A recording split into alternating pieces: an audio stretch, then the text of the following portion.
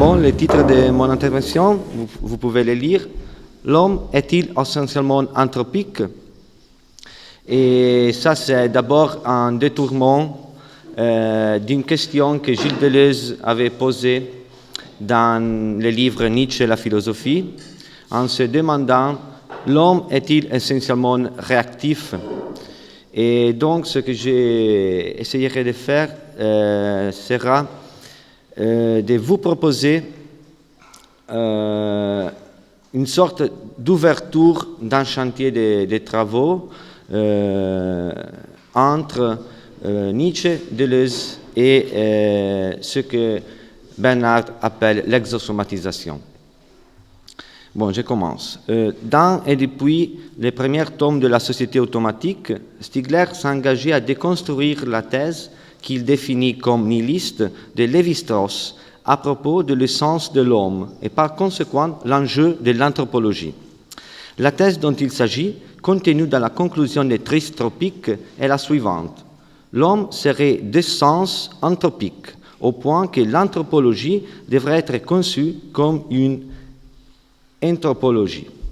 Cette nouvelle discipline, qui serait présupposée par l'effet inéluctable que, je cite Lévi-Strauss, le monde a commencé sans l'homme et s'achèvera sans lui, décrirait l'activité générique de l'homme comme, et je cite, la désagrégation d'un ordre originel et la précipitation d'une matière puissamment organisée vers une inertie toujours plus grande et qui sera un jour définitive. Si l'on peut parler de déconstruction, tout en considérant qu'il ne s'agirait ni de la même déconstruction que celle conduite par Derrida, à propos également de Lévi-Strauss dans De la grammatologie, ni d'une déconstruction derridienne à proprement parler, c'est parce que l'objet de l'altercation entre la perspective pharmacologique et le point de vue de Lévi-Strauss n'est pas d'ordre factuel, mais plutôt originaire. Ce qui est contesté chez Lévi-Strauss par Stigler n'est pas l'état d'effet entropique de l'homme, c'est plutôt et d'abord l'essentialité de l'homme, l'effet d'avoir une essence entropique et même le droit de présupposer une essence pour l'homme. Ce que Lévi-Strauss enregistre comme les révélateurs d'une essence ne constitue pour Stigler que les symptômes d'un devenir, le devenir entropique, c'est-à-dire les symptômes d'un procès qui, pour autant qu'il est inéluctable, peut toujours être différé, sinon renversé localement, et qui est différé toujours et depuis toujours dans plusieurs situations, des plantes jusqu'à l'homme. Ce rapport couplé à une différenciation qui relève de la différence derridienne constitue une tendance négentropique dans le sens donné par Schrödinger et que Stigler conçoit comme un détour face à l'entropie et dans l'entropie, donc locale et provisoire. Chez l'homme, ce détour négantropique face à l'entropie et dans l'entropie se réalise aussi par l'intermédiaire d'une multitude d'outils, d'appareils et plus généralement de techniques qui à la fois sont inventés par l'homme et inventent les conditions de possibilité de la vie de l'anthropos, laquelle se constitue comme vie technique.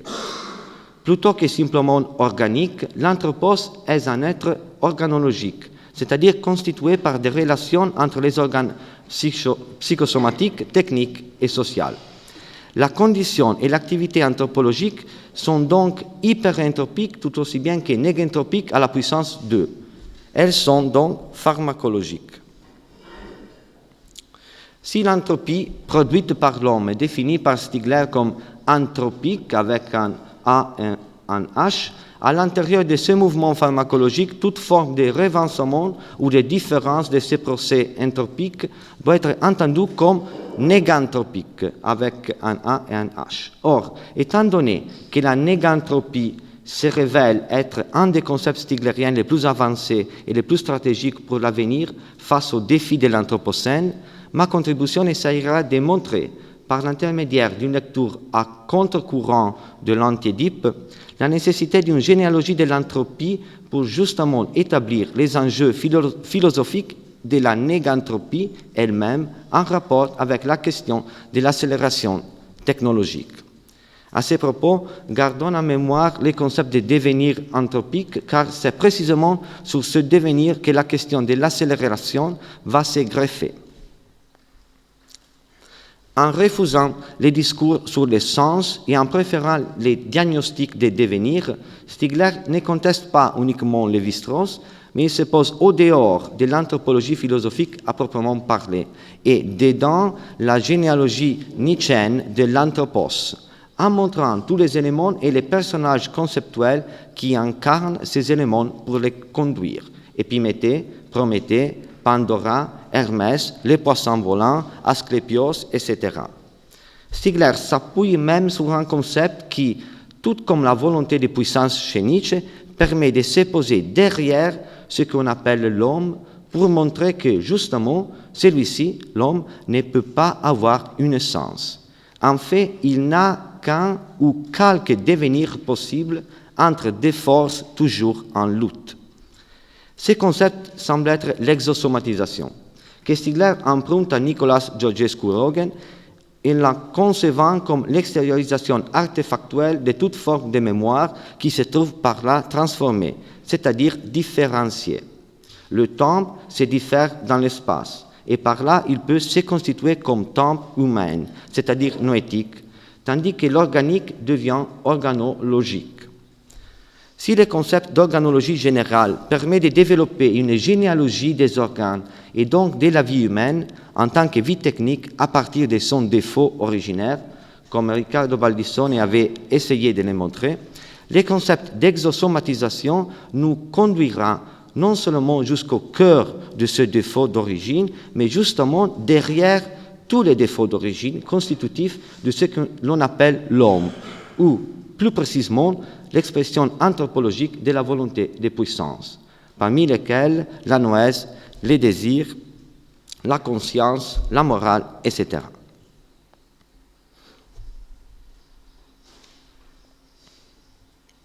Anthropique, trop anthropique.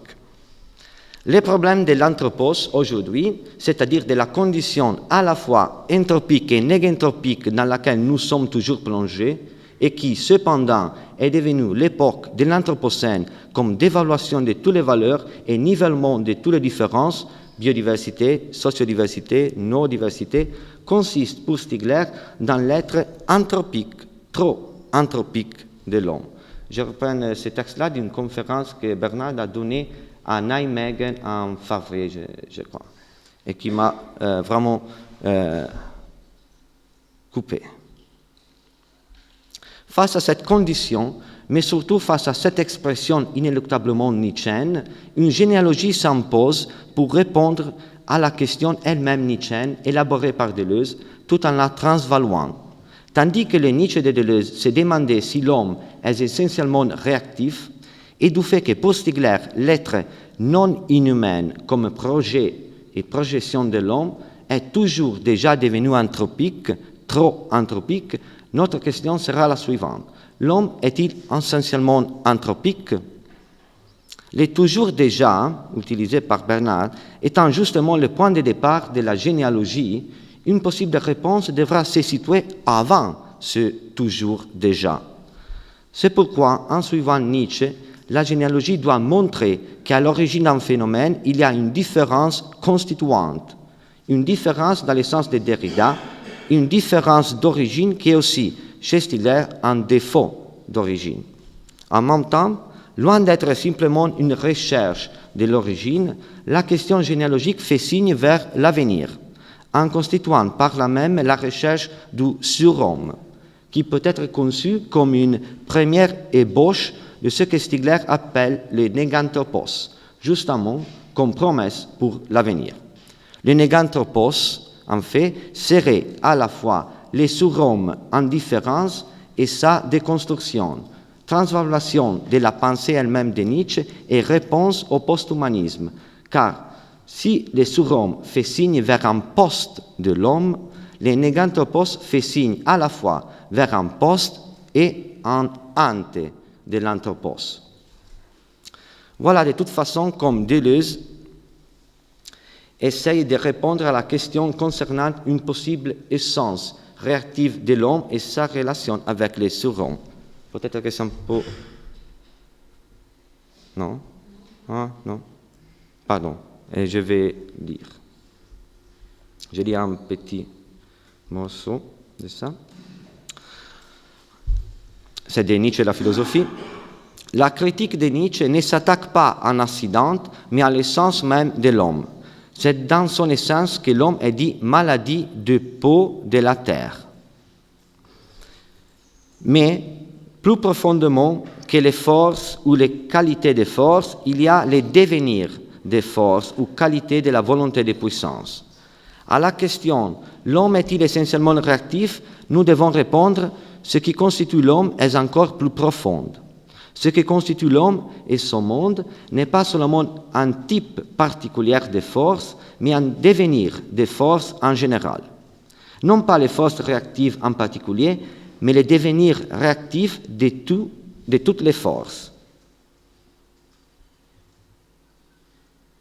Et il y a aussi la phrase citée par Bernard, « Il faut défendre les forts contre les faibles, mais on sait les caractères désespérés de cette entreprise. » Et on retournera sur ce passage-là.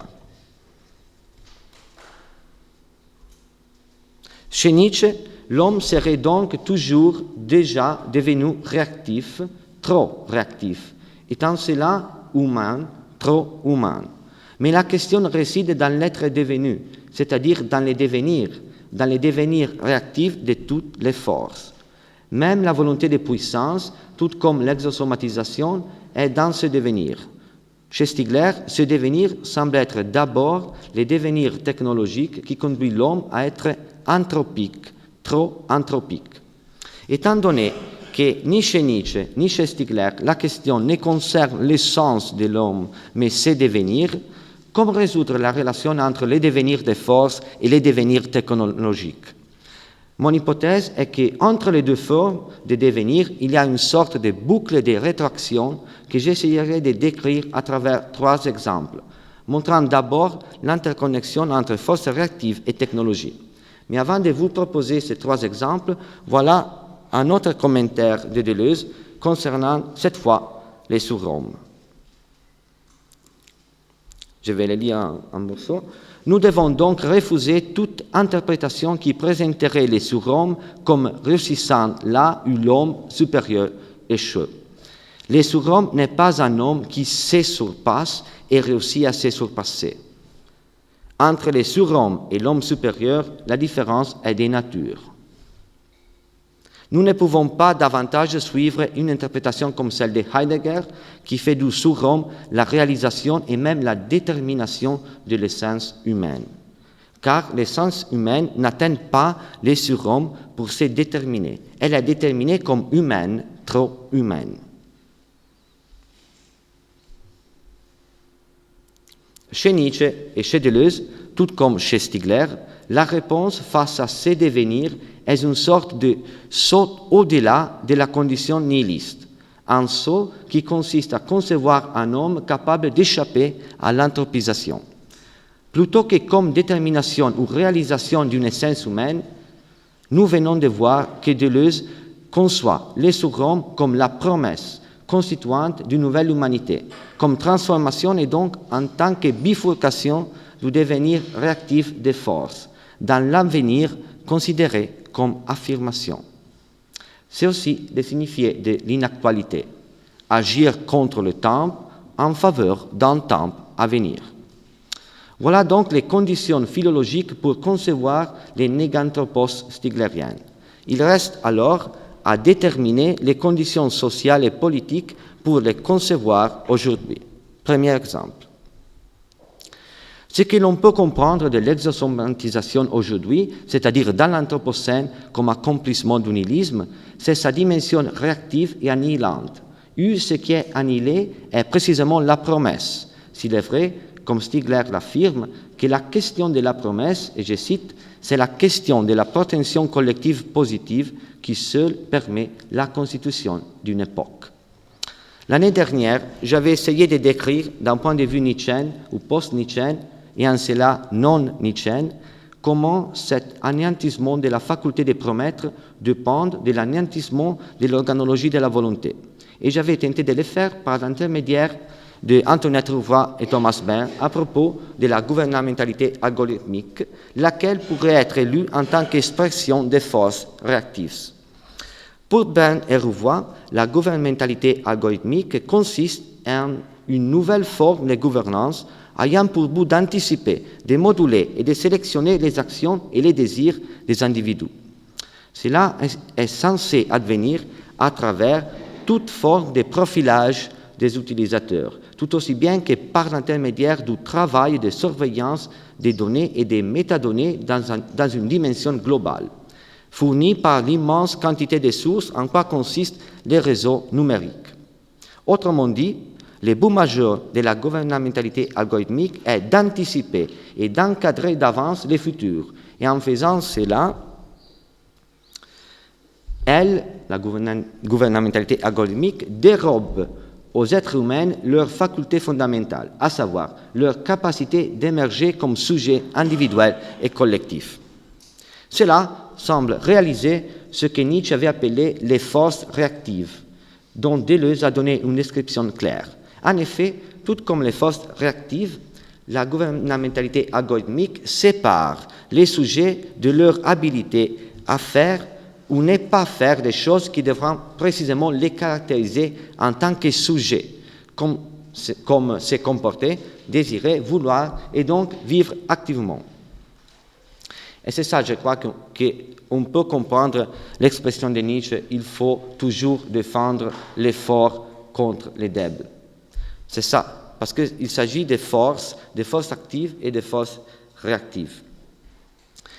Les algorithmes semblent donc fonctionner comme des forces réactives qui capturent des volontés, des désirs et même des points de vue. Or, être capturé par des algorithmes signifie être capturé par une autre forme d'individuation que la nôtre. Il s'agit de l'individuation technique. Une fois capturé par l'individuation technique, quand il n'y a pas la possibilité de l'adopter, nous finissons pour perdre notre individuation psychique et collective dans la mesure où nous ne sommes plus capables d'interpréter le monde d'une façon active. En revanche, nous sommes interprétés par l'individuation technique, par l'intermédiaire des données que nous laissons sur Internet. Et nous devenons non plus des individus, mais des individuels, à savoir, et je cite Rouvois, des entités indexables et profilables dans une économie de la réputation qui se développe en temps réel. Privés de notre volonté par les algorithmes, nous sommes arrivés à l'accomplissement du nihilisme passif. Mais ce nihilisme ne relève ni du bouddhisme ni du Christ. Et ces conditions de possibilité ne sont absolument pas métaphysiques ni liées à quelque forme de transcendance.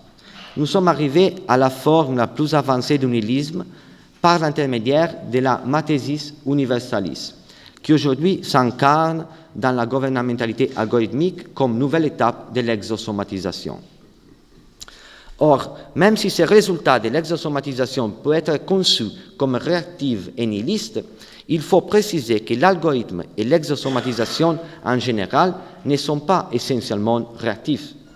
Comme dans une boucle, ils sont à la fois déterminés dans leur agir par des forces de prolétarisation, donc réactives, et ils résultent d'une longue histoire du devenir technologique qui a participé à la promotion de ces forces réactives elles-mêmes. Deuxième exemple, pour essayer de montrer un autre aspect de cette boucle de rétraction entre des forces et des technologies, je vous propose comme deuxième exemple un long détour dans l'Antidipe. En nous plongeant dans les chapitres sauvages, barbares, civilisés, devient possible une triple opération qui consiste, d'une part, à découvrir chez Deleuze et Guattari la dimension organologique du désir, tout comme de l'inconscient, et à montrer par là sa prolétarisation presque originaire, dont les péchés originaires seraient un cas particulier. Et d'autre part, à concevoir cette organologie sous la condition d'un jeu ou d'un conflit de forces, forces actives et forces réactives. Pour le dire autrement, l'exosomatisation peut se donner, tout comme la volonté de puissance, sous les signes des forces réactives ou des forces actives. Et tout comme la volonté de puissance, elle peut favoriser des forces réactives ou des forces actives. En un mot, la thèse de ce chapitre de l'Antidipe est la suivante. Tandis que les sociétés primitives sont caractérisées par l'exigence de codifier tous les aspects de la réalité et de la production désirante, en les inscrivant dans les tissus sociaux par l'intermédiaire des corps des individus, les sociétés despotiques, barbares ou impériales se distinguent pour le surcodage de cette production désirante.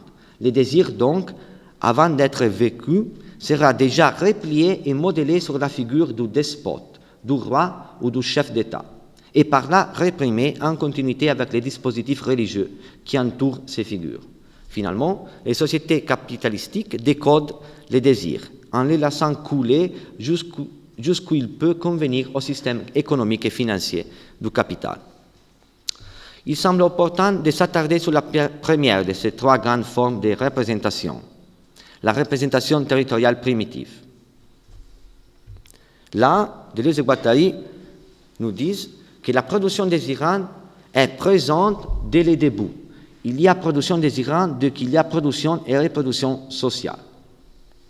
Au lieu de faire signe vers un primitivisme rousseauiste, l'antiédipe affirme que Homo natura et Homo historia coïncident dès le début, avant l'invention de l'écriture en sens étroit, donc au moins du graphisme, qui doit être entendu en tant qu'élément littéralement fondamental de la machine sociale territoriale. Vous pouvez le lire. Je vais lire un morceau de ça. La machine territoriale primitive code les flux, investit les organes, marque les corps. C'est un acte de fondation en bas. C'est un acte de fondation par lequel l'homme cesse d'être un organisme biologique et devient un corps plein, une terre, sur laquelle ses organes s'accrochent, attirés, repoussés, miraculés d'après les exigences d'un socius. Voilà donc non seulement l'ébauche d'une organologie générale non pensée par Deleuze et Guattari, qui décrit l'entrain de ces sphères organologiques des organes, mais aussi, voilà, la description du devenir non inhumain, c'est-à-dire social, de l'inhumain, à savoir l'organisme biologique, par l'intermédiaire de l'enregistrement des organes sur des socius. On assiste par là à la naissance parallèle de l'exosomatisation et de l'homme comme animal capable de désirer, par laquelle la production désirante constitue en tout avec la production sociale. Je vais citer un autre passage. Il faut dire qu'avant cette constitution, pour Deleuze et Guattari, l'homme n'existe pas, ou il n'existe que dans une sorte d'indistinction avec son milieu, l'homme comme ensemble d'organes et de flux organiques relatifs. Je cite, « L'homme doit se constituer par le refoulement de l'influx germinal intense, grande mémoire biocosmique qui ferait passer les déluges sur tout essai de collectivité. Mais en même temps, comment lui faire une nouvelle mémoire, une mémoire collective, qui soit celle des paroles et des alliances, qui décline les alliances avec les filiations entendues, qui les dote des facultés de résonance et de rétention, etc., etc. La réponse est simple, c'est la dette. Ce sont les blocs des dettes ouvertes, mobiles et finies. Cet extraordinaire composé de la voix parlante, du corps marqué et de l'œil jouissant. Mais la chose peut-être la plus importante, c'est que la dette, et comme ça termine la citation, la dette découle tout droit de l'inscription. Ces passages montrent un concept désormais très connu, aussi ici, la mnémotechnique nietzschéenne en tant que technique de constitution de la mémoire sociale et donc comme condition de possibilité de la faculté de promettre. Ce qui peut-être n'était pas si connu ni reconnu est l'effet de trouver chez Deleuze la mnémotechnique comme fonction de l'exosomatisation qui donne lieu à une mémoire, non plus organique mais précisément organologique, si l'on adopte le vocabulaire stiglérien, laquelle, cette mémoire, peut être légitimement considérée comme active. C'est pourquoi Deleuze et Guattari réactivent la généalogie de la morale afin de développer les concepts nietzschéens. L'époque de la cruauté, décrite par Nietzsche, qui est basée sur la dette comme relation sociale originaire, est pour Deleuze et Guattari un véritable système qui établit les alliances, gouverne les filiations et contrôle les comportements par l'intermédiaire, je cite, d'un terrible alphabet. Une organisation qui trace des signes à même les corps. Une autre citation. C'est bien là ce qu'il faut appeler système de la dette ou représentation territoriale. Voix qui parle ou psalmodie, signe marqué en pleine chair, œil qui tire jouissance de la douleur. Théâtre de la cruauté qui implique la triple indépendance de la voix articulée, de la main graphique et de l'œil appréciateur.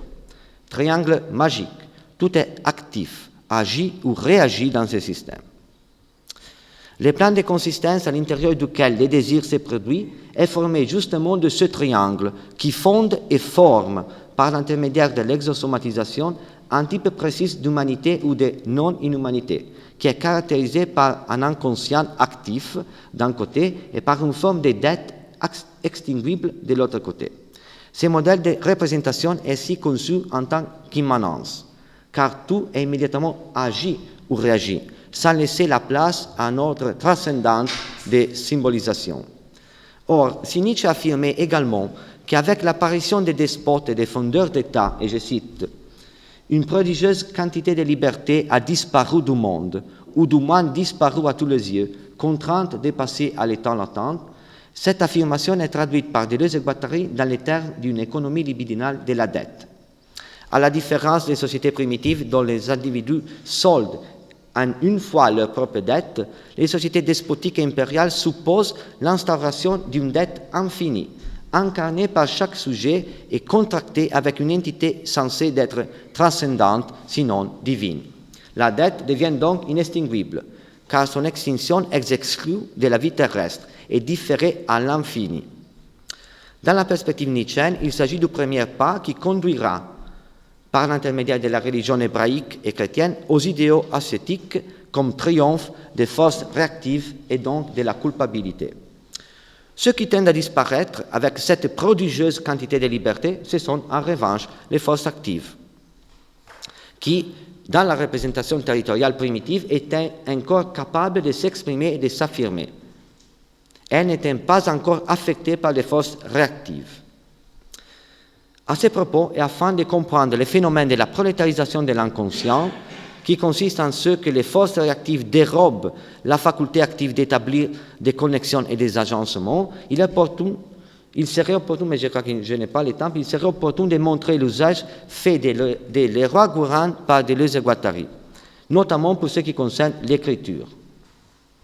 Je vais synthétiser. Les deux philosophes montrent une sorte de paradoxe dans les analyses de Leroi-Gourhan, qui consiste à qualifier d'oral les sociétés primitives, même si elles utilisent déjà une forme de graphisme. Cependant, ce graphisme, en tant que signe écrit sur le corps, est indépendant de la voix. Il marque sur le corps des signes qui répondent à la voix, qui réagissent à la voix, mais ils restent autonomes et ne reproduisent pas les signifiés des mots exprimés par la voix. Ils ne s'alignent pas sur elle. Si les civilisations barbares ou impériales peuvent en revanche être qualifiées d'écrites par Leroi-Gourhan, c'est parce que le graphisme a perdu son indépendance en s'alignant sur la voix. Dans ce cas, Deleuze et Guattari affirment que, je cite, « les graphismes se mettent à dépendre de la voix et induit une voix muette des auteurs ou de l'au-delà qui se met à dépendre du graphisme. C'est à force de se subordonner à la voix que l'écriture la supplante. » Et à ce propos, Deleuze et Guattari suggèrent une référence critique très intéressante à Jacques Derrida, que c'est énorme. Je pense que je dois couper un peu, mais ce qui est important, je crois, pour aujourd'hui, Deleuze et Guattari disent que Derrida, que pour eux, ils disent, nous n'y voyons aucun motif de conclure, en parlant de Derrida, à la constance d'un appareil de refoulement sur le mode d'une machine graphique qui procéderait autant par hiéroglyphes que par phonèmes, comment dire, l'archi-écriture. Car il y a bien une coupure qui change tout dans le monde de la représentation, entre cette écriture au sens étroit et l'écriture au sens large, c'est-à-dire entre deux régimes d'inscription tout à fait différents. Graphisme qui laisse la voix dominante à force d'être indépendante tout en se connectant à elle. Graphisme qui domine ou supplante la voix à force d'en dépendre par des procédés divers et de se subordonner à elle. Les signes primitifs territoriaux n'évoquent pour lui-même. Il est position de désir en connexion multiple. Il n'est pas signe d'un signe ou désir d'un désir. Il ignore la subordination linéaire et sa réciprocité. Ni pictogramme ni idéogramme, il est rythme et non forme, zigzag et non ligne, artefact et non idée, production et non pas expression. On ne peut pas aborder ici la complexité de ce passage. Je me limite à indiquer un aspect important relatif au rapport entre désir et exosomatisation. Cet aspect, c'est le processus de prolétarisation induit par l'écriture. Cette dernière représentant cette coupure qui change tout dans le monde de la représentation. Dans les deux cas, celui de l'écriture au sens large et celui de l'écriture au sens étroit, Deleuze-Guattari affirme que le signe est la condition de possibilité du désir au sein du social, et donc du désir à proprement parler. Il n'y a pas de désir sans une forme quelconque d'inscription et donc d'extériorisation. Cependant, si dans le premier cas, celui de la représentation territoriale primitive, les signes n'évoquent pour lui-même, il est position de désir, comme Deleuze-Guattari disait. Dans le deuxième cas, celui de la représentation despotique ou impériale, avec l'écriture en sens étroit, une première forme de canalisation se donne, et elle constitue ainsi la première prolétarisation de la production désirante. La loi pharmacologique autorise ici encore à établir que dès qu'il y a inscription, donc extériorisation, il y a aussi prolétarisation, comme délégation de savoir ou de mémoire au support extérieur. Et le système de la cruauté est bien sûr un système qui prévoit une sorte de capture et de prolétarisation. Ce système-là prolétarise les organes individuels, qui deviennent les organes du socius. C'est au travers de cette prolétarisation que les organes, tous les organes, et non seulement les organes psychosomatiques, peuvent désirer et faire désirer. Dans ce sens-là, la fondation sociale de l'homme consiste d'abord en la prolétarisation de ces organes, laquelle, à son tour, permet la constitution du désir.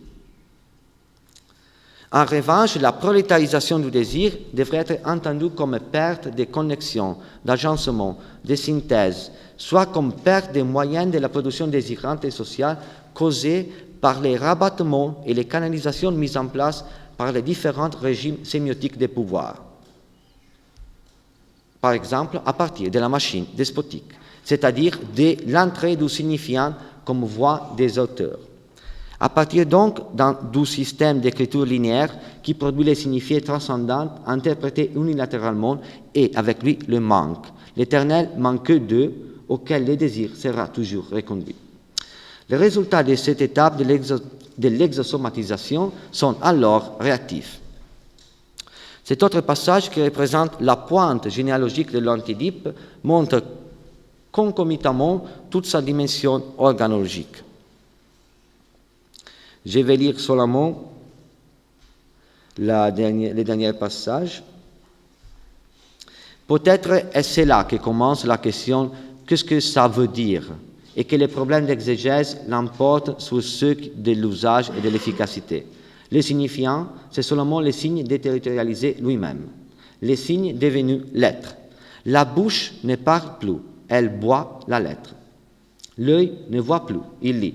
Le corps ne se laisse plus graver comme la terre, mais se prosterne devant les gravures du despote, l'outre-terre, les nouveaux corps pleins. Peut-être est-ce donc là, si l'on se joint à Deleuze et Guattari, que commence la forme d'exosomatisation qui a contribué à la naissance des forces réactives et nihilistes, combinées à ce que Stigler appelle la rétention tertiaire littérale.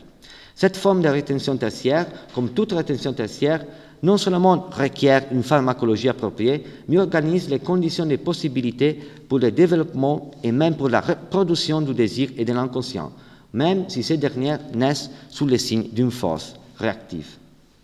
Ce n'est pas un cas que Deleuze donne à la littérature, que nous pouvons définir comme expression de la rétention tertiaire littéraire, le pouvoir de produire les désirs, d'échapper aux canalisations et de déterritorialiser le langage lui-même.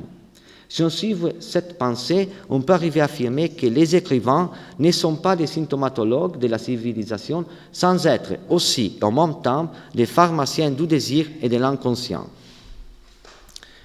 Troisième exemple, combien de temps? 5 minutes, ça marche, merci beaucoup. Lors de ces détours à l'intérieur de l'Antidipe, on n'a pas traité ni la question de l'Oedipe à proprement parler, ni celle de la représentation capitalistique du désir et de l'inconscient, laquelle pour Deleuze et Guattari fonde d'ailleurs les complexes d'Oedipe, en alliance avec la psychanalyse. Ces complexes étant ce qui reste à l'inconscient prolétarisé.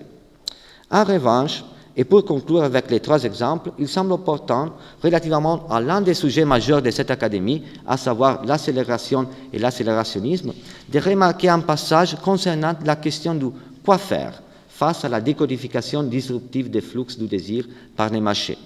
Décodification qui serait justement la caractéristique principale de la représentation capitalistique. Quoi faire donc face à une exosomatisation qui, comme la volonté de puissance dans le nihilisme, ne peut être connue que dans sa ratio cognoscendi, à savoir dans la dimension réactive et prolétarisante, donc anthropique, que nous éprouvons aujourd'hui? Voilà une réponse d'il y a plus de 40 ans, située dans l'Antidipe. Mais quelle voie révolutionnaire y a-t-il une? Deleuze et Guattari disent se retirer du marché mondial ou bien aller dans le sens contraire, c'est-à-dire aller encore plus loin dans les mouvements du marché, du décodage et de la déterritorialisation. Et ils disent ne pas se retirer du procès, mais aller plus loin, accélérer les procès, comme disait Nietzsche. En vérité, dans cette matière, nous n'avons encore rien vu. Les interprétations accélérationnistes, et je ne me réfère pas au manifeste accélérationniste, mais plutôt à Vanessian et McKay, The Accelerationist Reader, les interprétations accélérationnistes de ce passage se focalisent sur le sens de la déterritorialisation et minimisent l'ambiguïté du discours nietzschéen, abîmé dans la rhétorique de Deleuze et Guattari. Autrement dit, en interprétant l'accélération de la décodification comme une opportunité révolutionnaire, ces interprétations vont imprimer une seule direction à la perspective nietzschéenne du nihilisme, à savoir celle exprimée dans les fragments « l'effort de l'avenir ». À demi-mot, je voudrais faire remarquer qu'il y a une question subtile, inhérente au verbe allemand « beschleunigen », qui dans les éditions italiennes dirigées par Collier Montinari a été traduit par « affrettare », c'est-à-dire « hâter », et en anglais par « to hasten ». Klossowski, dans Nietzsche et les cercles vicieux, avait préféré les termes accélérés. Et cela révèle, presque 2 siècles après Nietzsche, et également du fait de l'intermédiation de Deleuze et de l'Antidipe, tous les caractères performatifs du choix dans les débats contemporains.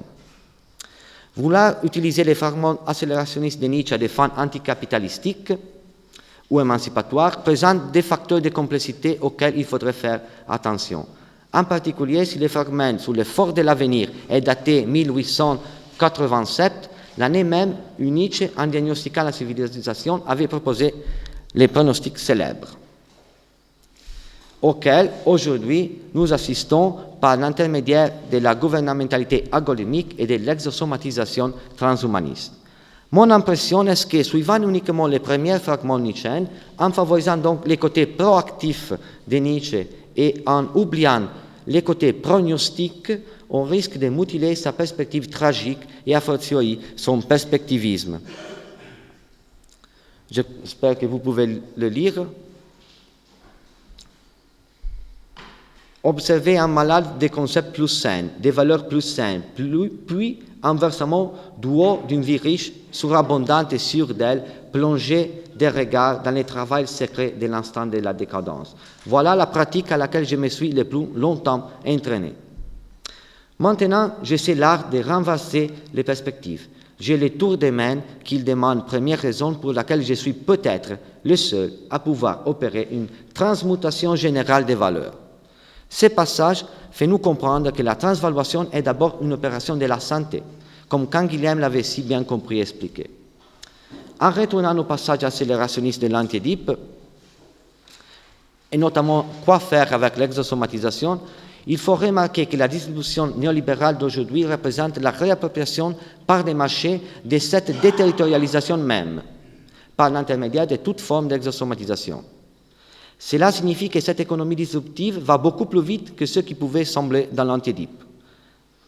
Et je vais vraiment à terminer, dû la nécessité, je crois, d'une philosophie critique qui s'engage à connaître d'abord la ratio cognoscendi de l'exosomatisation, c'est-à-dire sa dimension réactive dont nous pouvons connaître les effets par l'intermédiaire d'une symptomatologie sociale du devenir technologique de l'anthropos. Et après, cette même philosophie critique doit s'engager à découvrir la ratio essendi comme pharmacogénèse, donc comme invention quasi-causale, comme Bernard vient de le dire, des conditions de possibilité, c'est-à-dire renversement des symptômes de malaise en opportunité de transformation. Conditions de possibilité au-dedans de l'accélération technologique. Conditions de possibilité pour la bifurcation, la santé, les savoirs et leur avenir, donc du néganthropos.